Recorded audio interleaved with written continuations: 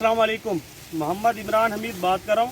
اس وقت جو میں کھڑا ہوں ڈسٹرکٹ لودھرا اور گاؤں دھنوٹ میں کھڑا ہوں، اور آج ہم ملے ہیں اشفاق صاحب کو قریشی زرعی فارم پہ، اور انہوں نے ایک حاجی سنس کی ورائٹی لگائی ہوئی ہے 2833، اور اشفاق صاحب آپ کو بتائیں گے کہ 2833 انہوں نے ٹیشو میں لگایا تھا، اور یہ بتائیں گے کس طریقے سے انہوں نے ان کا سفر کیسے رہا۔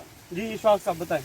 وعلیکم السلام۔ تھوڑا اونچی آواز میں بتائیے گا۔ یہ میں نے 2833 لگایا ہے نزدیک ہو 25 اکتوبر کو، تو میں نے پر ایکڑ 600 من اوسط اس کی لے لی ہے، اور اب بھی فصل آپ کے سامنے کھڑی ہے۔ موسم بھی اس مرتبہ ٹھیک نہیں تھا، تو اس کے باوجود بھی فصل آپ کے اچھا سامنے۔ اشفاق صاحب یہ بتائیں، آپ نے یہ 25 اکتوبر کو لگائی ہے یہ ورائٹی، اور اس سال جو ہے نا ٹیشو میں دھنوٹ میں کافی کرائسز آئے ہیں، آپ نے یہ جو لگایا 2833، کیا آپ کو کیسے لگا اس کی گروتھ اور پیداوار کے حوالے سے؟